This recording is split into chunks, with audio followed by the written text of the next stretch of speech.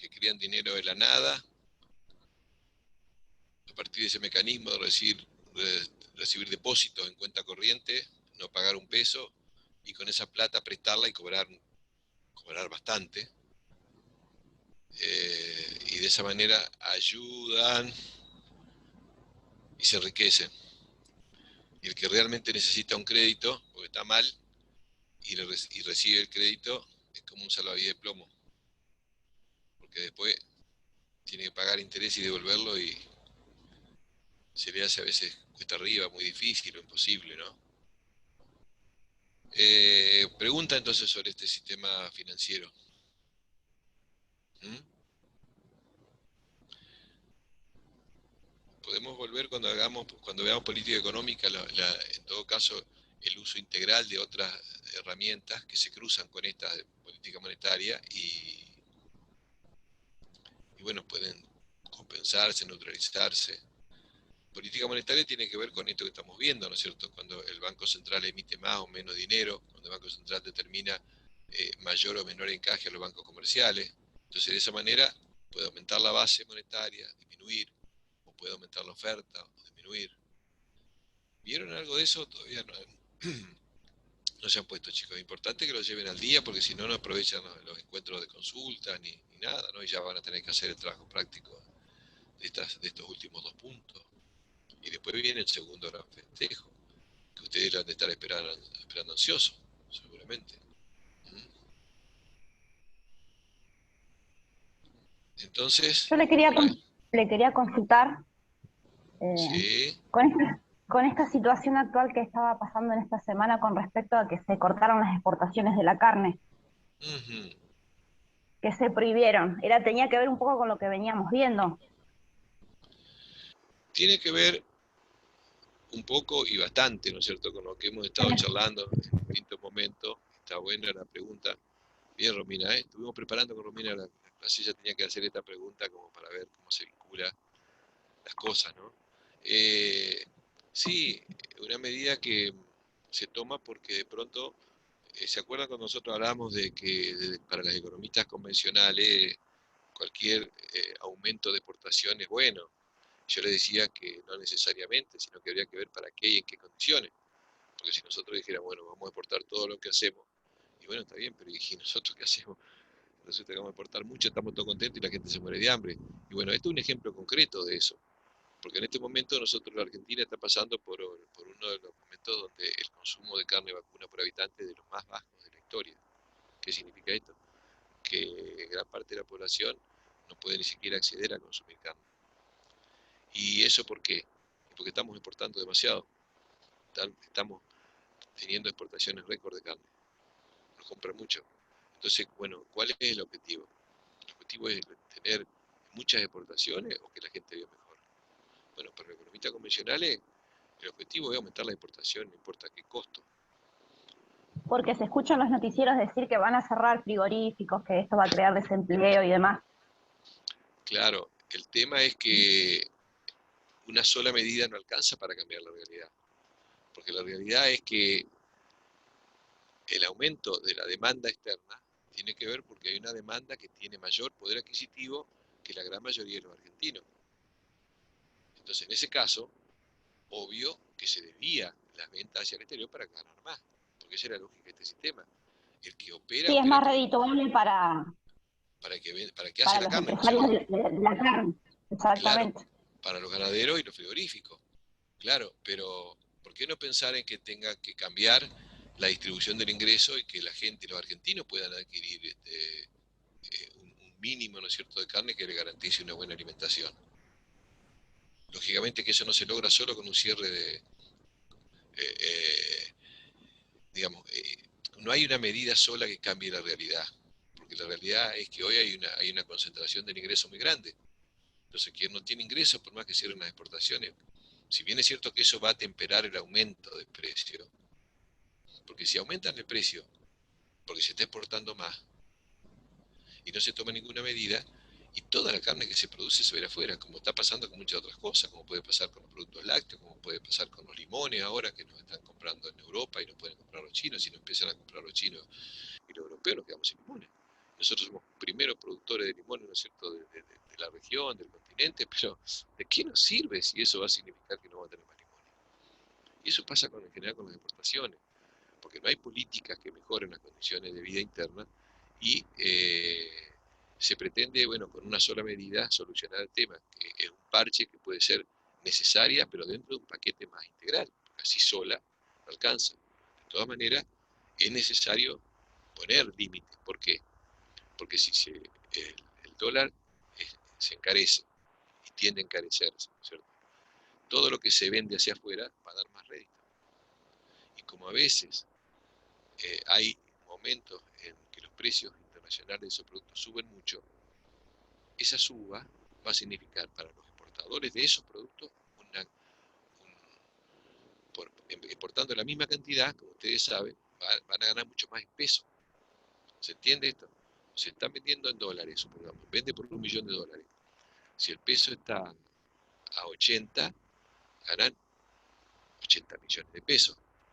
Pero si el dólar está a 160, ganan el doble.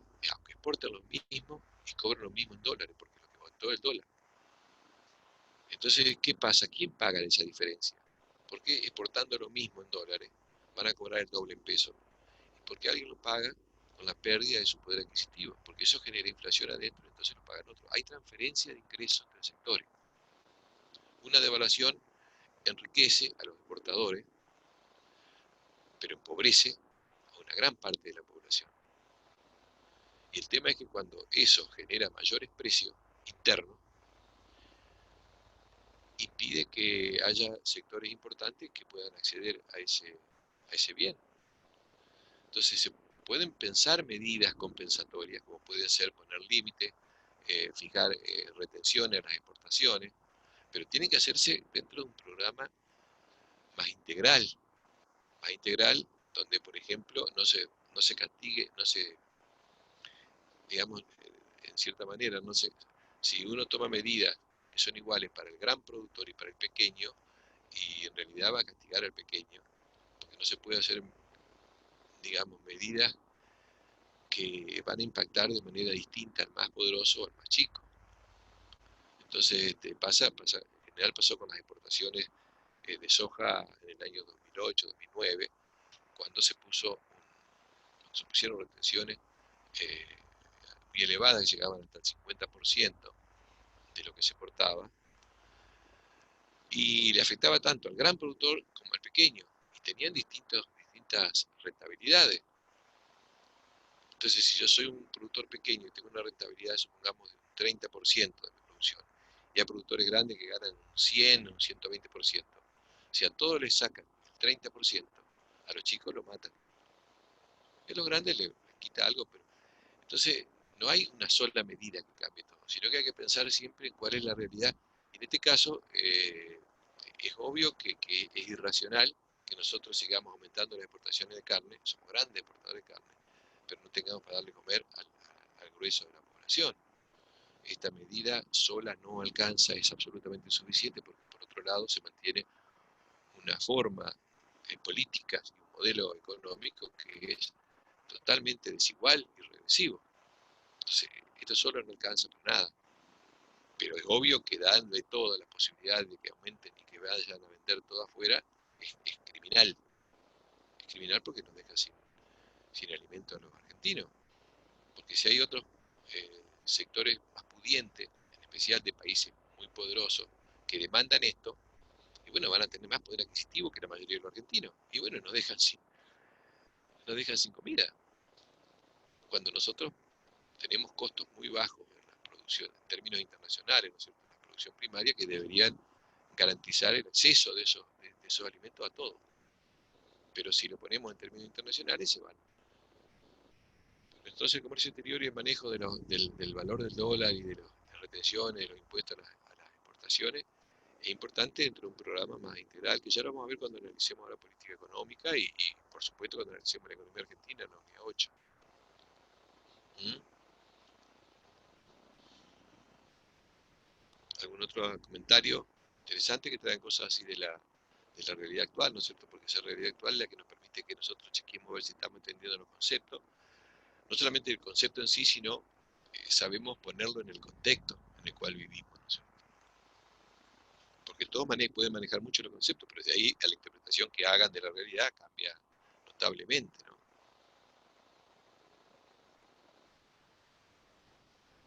Le decía, por ejemplo, que cuando analizamos cómo se crea dinero, habíamos visto que una de las formas que tiene el Banco Central de poner dinero en circulación, de emitir, es a través del Estado. Y a través del Estado, ¿cómo es? Cuando el Estado le pide prestado al Banco Central, ¿sí? Eso se llama emisión. No es la única forma de emisión. Emisión también es cuando el Banco Central compra dólares a los exportadores, también está emitiendo. ¿Eso se entiende? ¿Cuándo se emite? ¿Cuándo el Banco Central emite dinero? ¿Cómo pone dinero en circulación? O porque le presta al Estado, y el Estado con ese dinero paga sueldo, paga a los proveedores, a las obras públicas, o cuando compra dólares y entrega a los exportadores, a cambio de los dólares le entrega peso. Los exportadores tienen más peso y con eso pagarán insumos, comprarán cosas, gastarán. O cuando el Banco Central le entrega préstamos a los bancos comerciales para que sus bancos comerciales presten a las empresas. Entonces son formas de creación de dinero primaria. Se ponen billetes y monedas en circulación. Ahora fíjense que cuando el Estado, o sea, el Tesoro, le pide prestado al Banco Central, normalmente en qué condiciones, ¿por qué le pide prestado? A ver si hay alguno que me ayude en esto.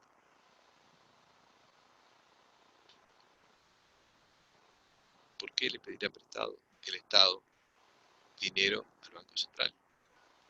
Porque sabrá que se quedó sin divisas.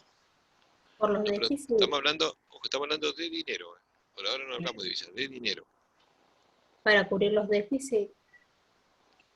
Claro, yo pensé que Agustín iba a decir más o menos algo parecido. Cuando se quedó sin dinero, cuando tiene que pagar sueldo, por ejemplo, y que todavía no le alcanza la recaudación, pero el sueldo tiene que pagarlo a fin de mes. Entonces en ese caso dice, bueno, Banco Central, préstame dinero. En ese caso está emitiendo. ¿Sí? Hay quienes sostienen de que eso está mal, que el Banco Central no tendría que dar, que el Estado no tendría que emitir para, el Banco Central, perdón, no tendría que emitir para prestarle al Estado. Pero si el Estado no tiene y tiene que gastar, otra forma es pedir dinero al sector privado. El banco, el Estado, el Tesoro, tiene que pagar sueldo, no tiene, entonces emite bonos. Y al emitir bonos está pidiendo dinero al sector privado, al comprador de bonos que le presta. Pero en este caso, ¿cuál es la diferencia con el Banco Central? ¿Endeudarse con el Banco Central o endeudarse con los bonistas? ¿Se entiende la pregunta? O sea, ¿con quién le conviene? Ajá. Y con el Banco Central, supongo. Pero también le tiene más Porque, intereses, por ejemplo, el FMI le cobra más no, intereses que sin el hablar, banco. no, sin hablar del FMI. Hablemosle que son argentinos que tienen plata de sobra y deciden comprar bonos, porque esos bonos, obviamente, como decís vos, le dan interés. Si no, no le prestarían, no comprarían los bonos, no le prestarían al Banco Central, ¿no es cierto? Pero ¿cuál es la diferencia entonces de que el Banco, perdón, el Estado al Tesoro? Si el Tesoro emite bonos, o sea, presta, es como decir, yo soy Estado, tengo que pagar sueldo, pido prestado a los particulares, a los privados, o le pido prestado al Banco Central. ¿Cuál sería la diferencia entonces? Aldana, lo empezaste a decir bien vos. ¿Cuál sería la diferencia? Pero Que ¿no con es las eso personas. entonces de los intereses? Claro, porque si el Estado, el Tesoro, le pide prestado al Banco Central, no tiene que pagarle intereses. Tiene nada más que devolverle la plata después. En cambio, si pide prestado a los particulares, le van a prestar si el Banco Central le paga buenos intereses. Si no, no. Entonces, ¿con quién conviene endeudarse el Estado? Y con el Banco Central. Y con el Banco Central, obviamente. Lo que pasa es que eso, si se endeuda con el Banco Central, le está sacando un negocio a los que les gustan invertir, a los que tienen plata de sobra. ¿Se entiende esto o no? Porque en lugar de pedir prestado a ellos y pagar los intereses, le pide prestado al Banco Central. ¿Se entiende más o menos eso, no? Y Sí, hoy, sí. hoy, la masa de dinero que el Banco Central les debe a los bancos comerciales a través de las letras que emite el Banco Central, es una cifra fabulosa, porque anda alrededor de 3 billones de pesos. Y eso implica, para el Banco Central, pagar una suma por intereses que es exorbitante, es enorme, es inimaginable, en lugar de pedirle prestado al Banco Central. Porque en ese caso no tendría que pagar. Y eso significa, digamos, en términos de dinero, hay una diferencia enorme. Porque ese mismo dinero se podría utilizar para otra cosa, en lugar de pagar intereses a los bancos que le prestan al Banco Central. Pero entonces cuando toman esa decisión hay intereses de por medio, porque si no, Pequeñísimos no tendría... intereses. Pequeñísimos intereses. Si estamos hablando de Pero aparte exactamente... me refiero a intereses de sectores empresarios y políticos. Estás exactamente lo que te estoy diciendo. Pequeñísimos intereses que pueden significar nada más y nada menos que, yo diría que hasta 1 billón, porque si estamos hablando de tasa de un 30 y pico por ciento anual, en un año es más de 1 billón de pesos de intereses. Es decir, alguien que dice, tomá, te doy dinero al Banco Central, me quedo cruzado de brazos, y a fin de año los bancos prestadores al Banco Central, sin mover un brazo, se quedan con una cifra fabulosa de intereses. Y eso es un costo enorme. Es un costo enorme porque eso que después hay que pagarlo. No solamente hay que pagar los intereses, sino que después hay que devolver el capital. En cambio, si el Estado tomara directamente del Banco Central ese dinero, no tiene que pagar intereses. Uno puede decir, bueno, pero eso es inflacionario y depende de las circunstancias. Todo lo otro también es inflacionario. Es mucho más, porque el otro es como una bola que va creciendo con los intereses que se pagan. Y eso sería lo que se le dicen los bonos, usted dice letras, o son cosas diferentes. Las llamadas LELIC y pases activos son dos formas que tienen el Banco Central de prestarle a los bancos. Una son LELIC, letras de liquidez, y la otra son pases activos. O sea, todos los días se le va prestando al Banco Central dinero. O el Banco Central, mejor dicho, retira el dinero. El Banco Central retira dinero para que no haya tanto dinero en circulación. Y lo hace a través de estos dos instrumentos. Emite letra, y al emitir letra está sacando dinero. O sea, le otorga préstamos, recibe los préstamos que otorgan los bancos comerciales y le paga un interés. Y eso es una cifra, digamos, es como una bola de nieve, porque no lo va cancelando, sino que van aumentando mes a mes, ¿no es cierto? ¿Mm? Recordemos que en campaña Alberto Fernández había dicho que si se dejaba de pagar la LELIC, no sé cuánto era el porcentaje que se podía aumentar en jubilación. O sea, estaba en discusión el asunto, bueno, la aplicación evidentemente ha sido otra. Sí, buena acá la observación, la aclaración de Octavio, porque sí, en campaña se dice de todo, ¿no es cierto? De la época de Menem en adelante, la cuestión era ganar las elecciones, como decía Menem, si yo decía lo que iba a hacer, no me votaban. Y bueno, a partir de ahí se naturalizó esto de que yo en campaña hago y prometo cualquier cosa y después hago todo lo contrario, ¿no es cierto?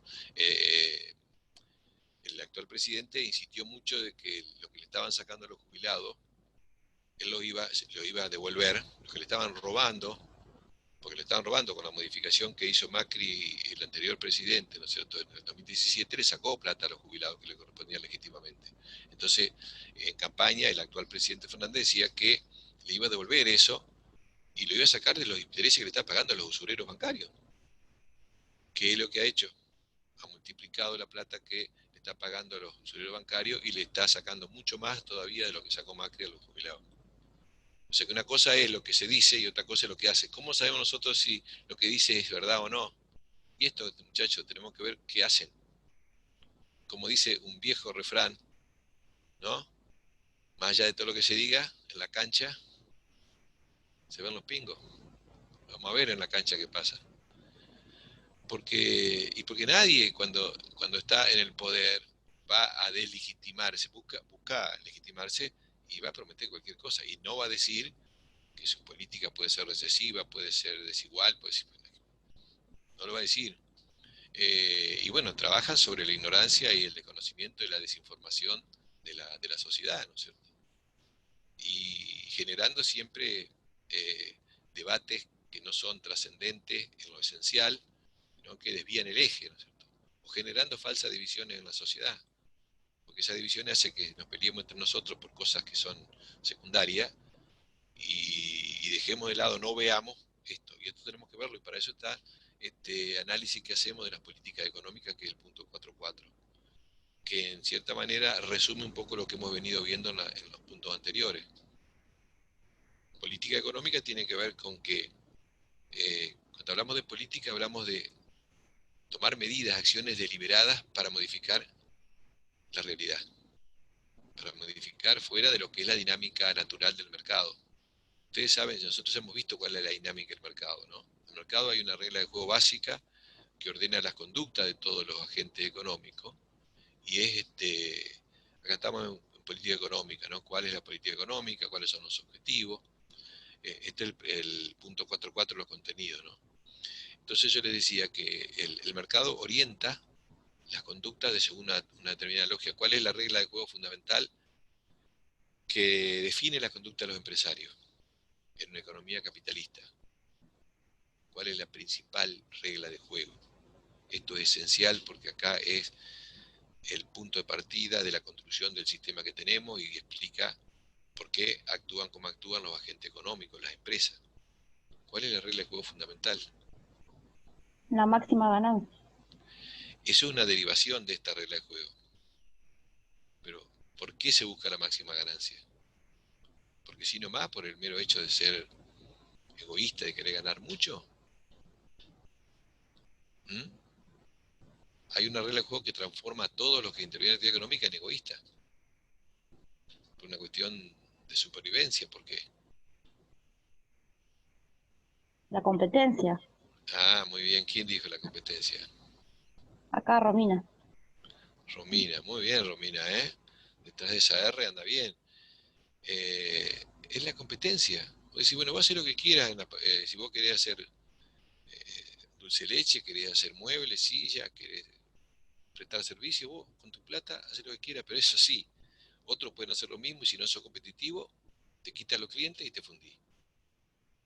Así de sencillo. Y si me fundo, ¿qué pasa? ¿Quién me ayuda? Y no te ayuda nadie, te fundí, chao. Ah, no me ayuda nadie, entonces yo voy a buscar la máxima ganancia para, para invertir, tener mejores precios, más calidad, abaratar los costos, con mayor producción.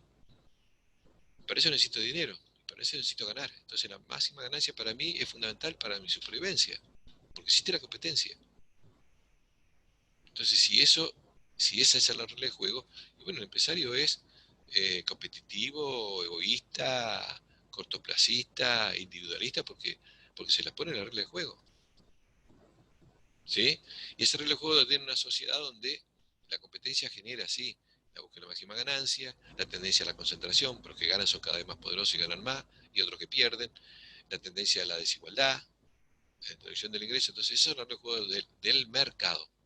Ahora, si se quiere modificar de alguna manera esa realidad que va generando el mercado, están para eso las políticas que aplica el Estado.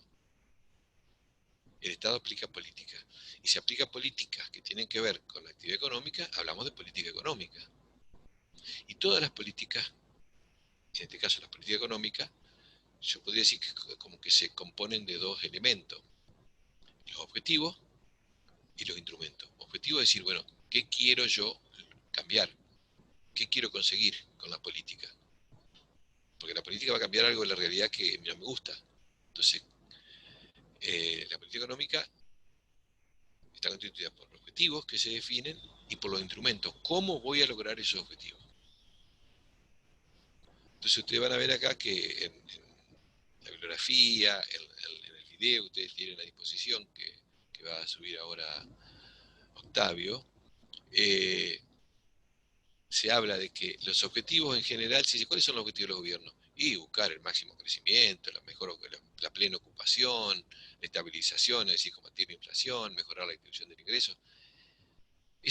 Siempre se dice que esos son los objetivos del gobierno, para lo cual tiene que utilizar instrumentos. ¿Cómo logramos el crecimiento? ¿Cómo logramos la ocupación? ¿Cómo logramos la mejor distribución del ingreso? Ahora, cuando se definen los objetivos, la mayoría de los gobiernos estamos en lo que estamos hablando hace un rato. Siempre van a decir que su objetivo es el bien común. Por lo tanto, que crezca la economía para que todos estén bien, estén mejor, para que haya mayor cantidad de bienes y servicios disponibles, para que todos tengan trabajo, para que no haya inflación, para que el ingreso se distribuya equitativamente. Eso van a decir siempre.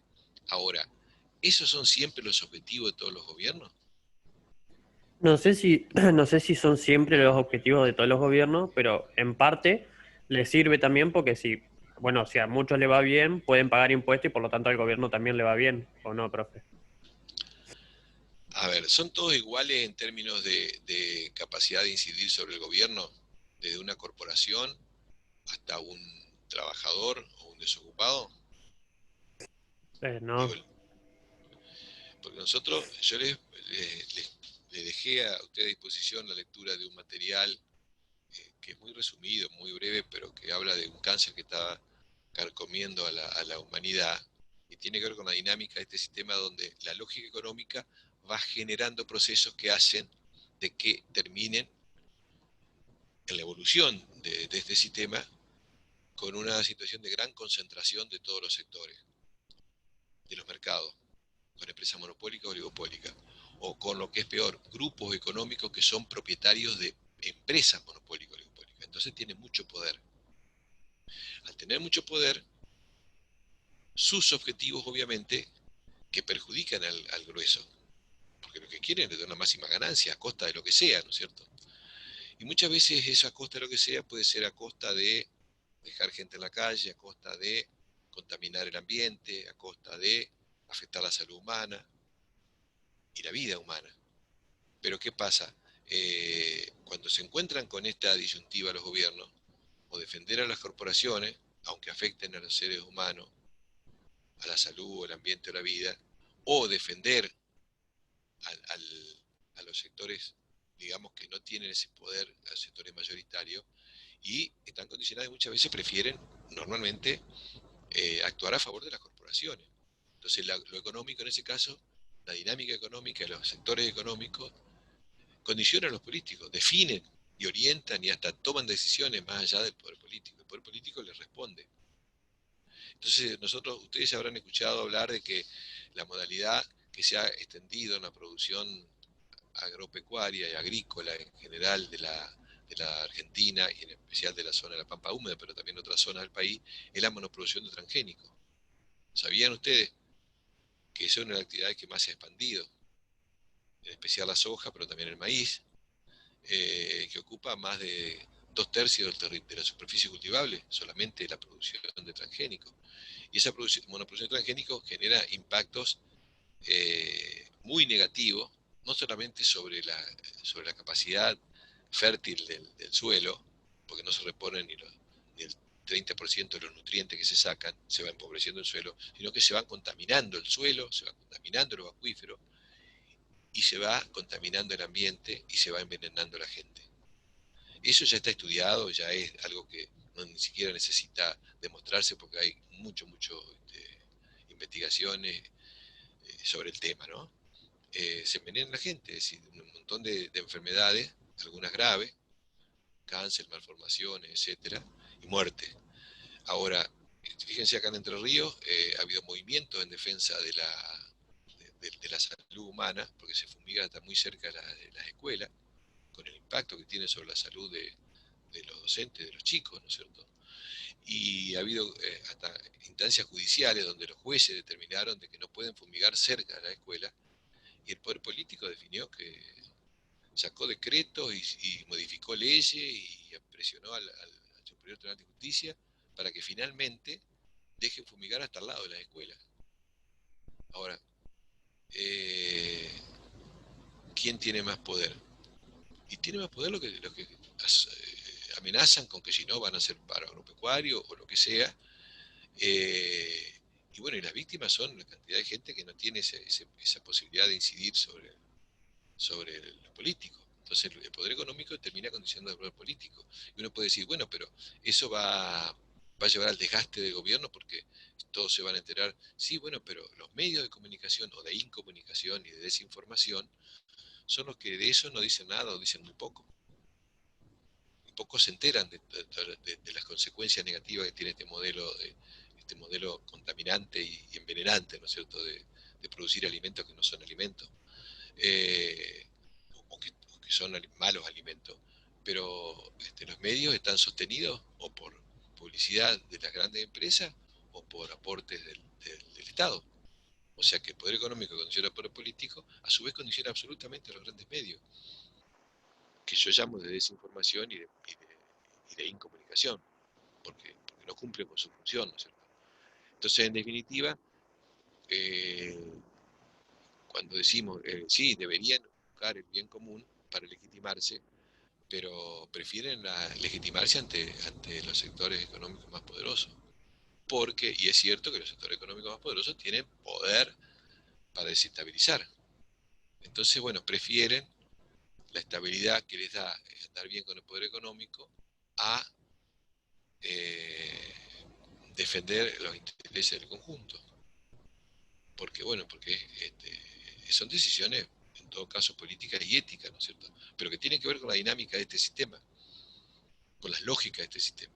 Este sistema genera esos comportamientos económicos, genera esos comportamientos políticos, esos comportamientos comunicacionales, y lamentablemente, bueno, todo se tergiversa, la política no está en beneficio del conjunto, sino de alguno, y los medios de comunicación no están en beneficio de informar la realidad, sino de construir relatos que nos tiene entretenidos, esa grieta, esa falsa división en la sociedad, donde se pelean por cuestiones secundarias, pero lo esencial sigue adelante. Pero eso tiene que ver con la política. Una cosa es política económica, según lo que dicen los textos convencionales de economía, que buscan la ocupación, la distribución del ingreso, el crecimiento, y otra cosa son las políticas económicas reales. ¿Cómo podemos saber si quieren hacer eso que dicen que es el bien común o quieren hacer otra cosa? Y miremos qué hacen. ¿En qué consisten las políticas económicas? Por eso es que nosotros vemos este tema, para que ustedes vean las políticas económicas. Entonces, en las políticas económicas hay distintas modalidades, distintos instrumentos. ¿Cómo se puede, por ejemplo, en una situación recesiva? Ustedes se acuerdan, cuando hablamos de recesión, si se acuerdan, van a ver que la recesión tiene, ¿qué implica la recesión? Que es una situación donde de pronto la actividad económica no crece, incluso hasta puede caer. Por lo tanto, eso trae como consecuencias sobre la ocupación. ¿Qué pasa cuando hay recesión? ¿Qué pasa con el empleo? ¿Crece o disminuye el empleo? Disminuye. Obviamente disminuye, exactamente disminuye. Además y si disminuye el empleo va a disminuir el consumo y va a seguir disminuyendo el empleo. Entonces va a haber muchos desempleados. Y si hay muchos desempleados, los trabajadores van a defender mejor su salario que cuando hay pleno empleo, o van a estar más débiles. Y van a estar más débiles, van a tener miedo de perder el trabajo. Totalmente. Preparamos la clase así con ella para que yo haga esas preguntas y ella se luzca acá haciendo, muy bien. ¿Por qué es así? Parece mentira que esto no se entienda a nivel masivo, ¿no es cierto? Pero debilita la posibilidad de los trabajadores de defender sus ingresos. Entonces el dilema es, bueno, mirá que si no, yo cierro y pierdo el trabajo. Entonces aceptan pérdidas de poder adquisitivo. Tiene inflación del 50%, le aumentan un 20, un 30, perdió un 20, un 30. Es decir, cada vez puede comprar menos carne, menos productos esenciales o necesarios para la vida. Entonces, la recesión cumple un rol. Uno de los roles es esto que se dice que es disciplinar a los trabajadores. Es así se llama diplomáticamente, disciplinarlos. Que acepten un empeoramiento de sus condiciones de vida. ¿Y qué otra cosa pasa si los mercados se achican? ¿Quiénes pierden más? ¿Todas las empresas pierden por igual? No, las pymes pierden. Y fundamentalmente las que no pueden resistir una caída de las ventas, las que no tienen suficiente poder económico o espalda financiera o respaldo. Entonces cierran. Normalmente en las recesiones cierran muchas empresas. El año pasado cerraron, estaban leyendo, no sé, como 20.000 empresas en la Argentina por la recesión causada por las medidas que se tomaron, por el tema, bueno, de la farsa de pandemia que estamos viviendo todavía, que ahora se viene una segunda ola de medidas que van a tener las mismas consecuencias, ¿no es cierto? Profe, Recesión, sí, escucho. ¿por qué usted dice, por qué dice falsa pandemia? ¿A qué se Farsa, refiere? farsa de pandemia, porque se ha declarado una Ah, pandemia, farsa, perdón. porque está bien que es un tema que podemos tomarlo después como un encuentro adicional, porque primero que se declaró sobre bases falsas, se declaró diciendo que los números posibles de muertos iban a ser más de 70 millones, o sea, se inflaron artificialmente los números, y era un número absurdo, pero había que justificar la toma de esa decisión. Y después se reconoció los propios que dijeron este número, dijeron que se equivocaron en el cálculo. Una equivocación, pero bestial, ¿no es cierto? Pero no dijeron después, no dieron marcha atrás en su definición, sino que siguieron adelante, porque la cuestión era ponerla en marcha. Ese organismo que declaró esta farsa de pandemia, que es la OMS, Organización Mundial de la Salud a nivel mundial, está manejada por los que la financian. Un 80% de los que financian son las grandes corporaciones farmacéuticas y algunas fundaciones financiadas por grandes inversores como Soros, Bill Gates, que tienen interés en esas empresas farmacéuticas. ¿Y por qué esas farmacéuticas presionan para que se declare pandemia? Y porque a partir de ahí se enriquecieron hasta el año 3000 o 4000, hasta que no existe la humanidad en el planeta, porque están ganando decenas de miles de millones de dólares, primero financiando las supuestas investigaciones, las supuestas vacunas y después vendiendo. Y porque hay antecedentes, este organismo en el año 2009 declaró una farsa también de pandemia de la gripe porcina, y después quedó demostrado en investigaciones que surgieron en el Consejo de la Unión Europea de que había sido falso, y que como adentro de la OMS están los que aconsejan, que son los representantes de esas corporaciones, los que aconsejaron esto estaban vinculados a las corporaciones que vendieron una mayor cantidad de medicamentos para esa farsa de pandemia.